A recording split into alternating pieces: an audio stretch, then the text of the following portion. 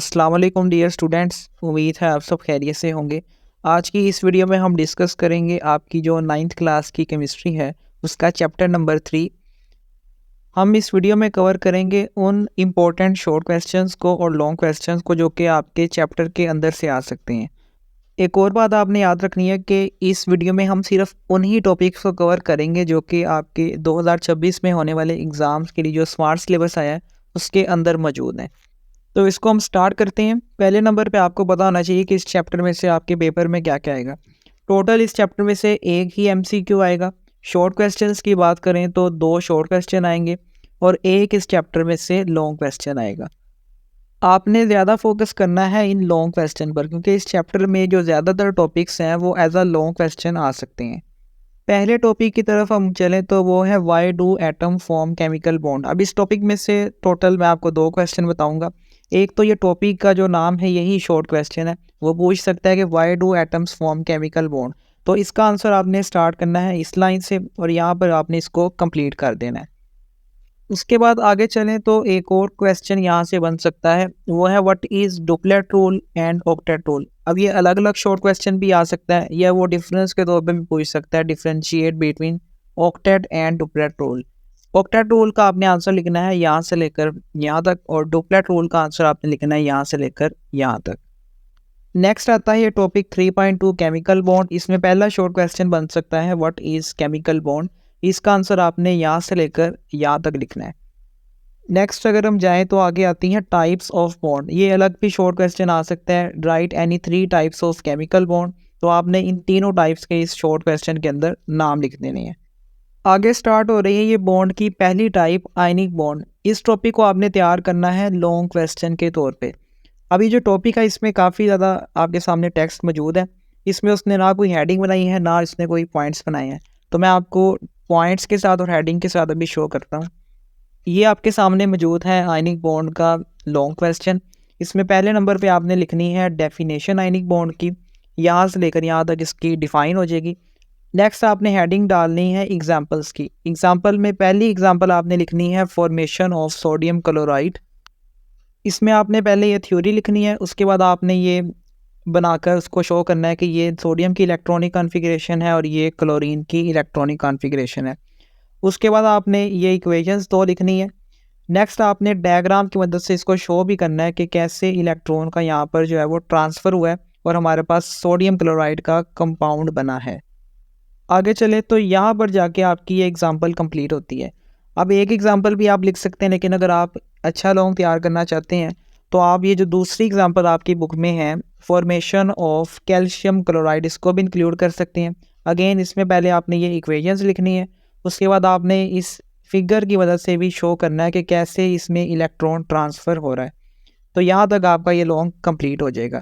اس کے بعد آپ ایک اور اس میں چھوٹی ہیڈنگ بنا سکتے ہیں آئنک کمپاؤنڈس کی، اس میں ڈیفینیشن آپ لکھیں گے اور ساتھ میں آپ نے یہ ایگزامپلس لکھ دینی ہے۔ تو اس طرح سے آپ کا یہ لانگ ہر لحاظ سے کمپلیٹ ہو جائے گا۔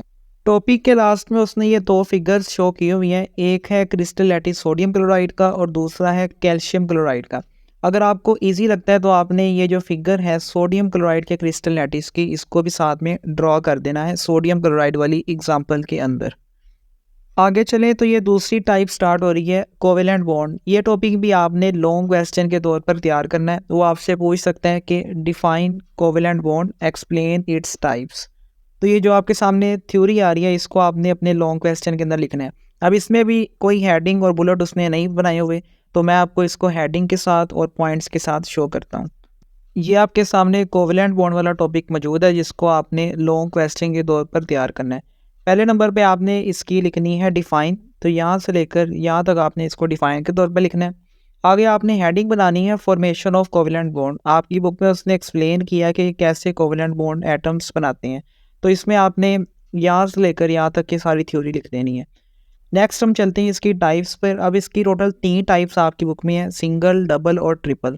تو آپ نے پہلے ایکسپلین کرنی ہے سنگل کوویلنٹ بانڈ کو، اس میں آپ نے یہ تینوں پوائنٹس لکھنے ہیں۔ ایک پوائنٹ میں آپ نے اس کی ڈیفائن لکھنی ہے، پھر آپ نے بتانا ہے کہ اس کو ہم شو کیسے کرتے ہیں، اور تیسرے نمبر پہ آپ نے اس کی ایگزامپل لکھنی ہے۔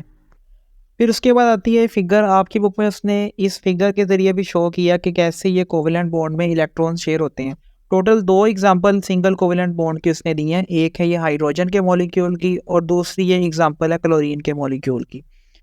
آگے چلیں تو ہمارے پاس آ رہی ہے ڈبل کوویلنٹ بونڈ کی ٹائپ. اس میں بھی آپ نے تینوں پوائنٹس لکھنے ہیں.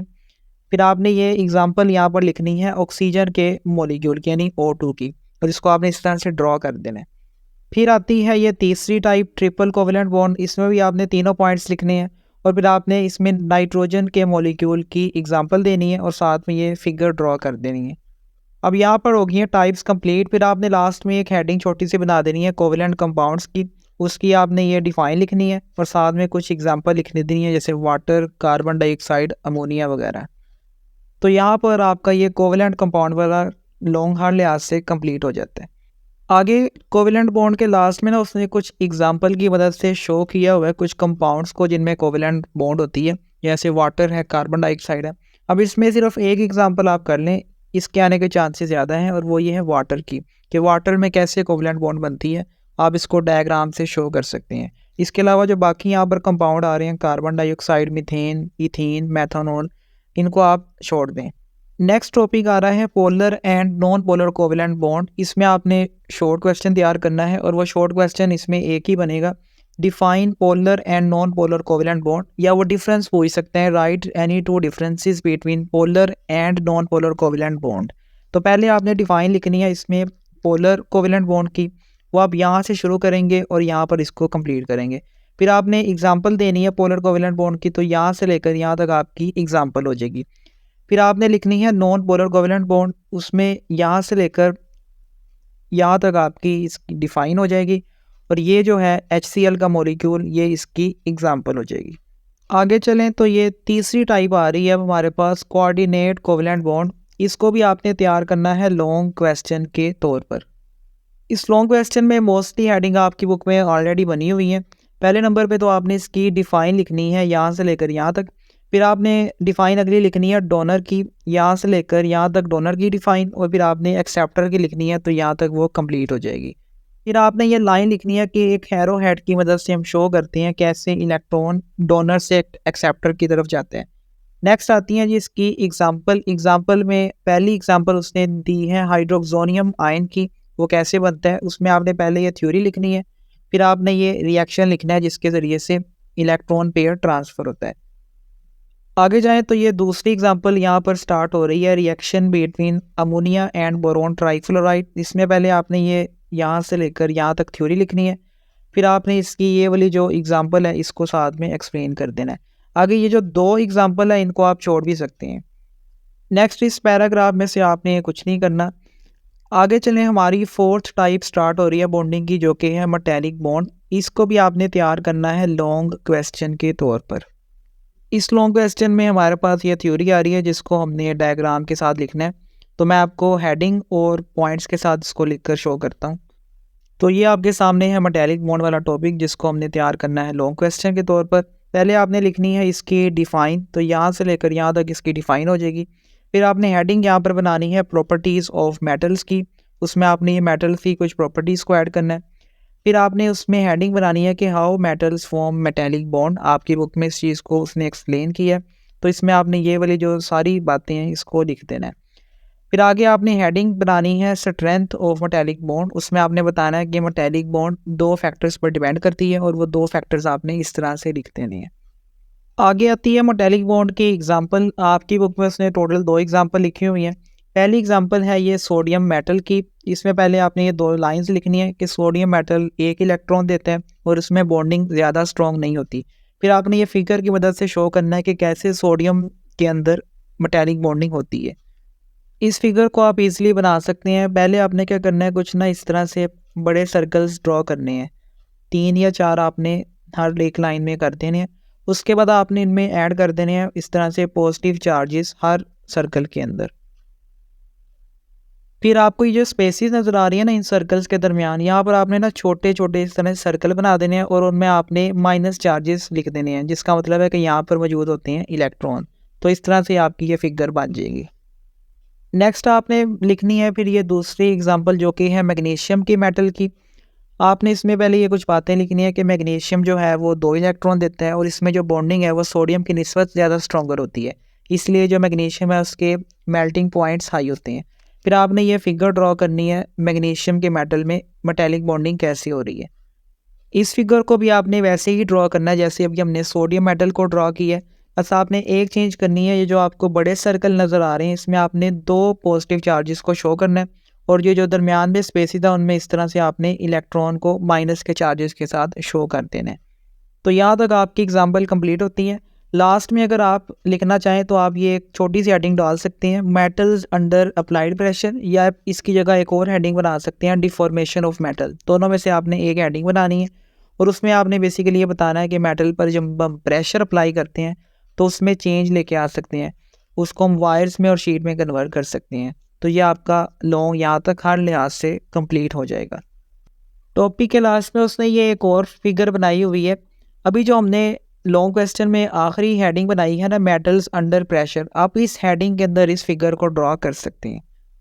نیکسٹ چلیں تو یہ ہمارے پاس ٹاپک سٹارٹ ہو رہا ہے electro positive character of metal. اس کو آپ نے تیار کرنا ہے صرف شارٹ کویسچن کے لیے۔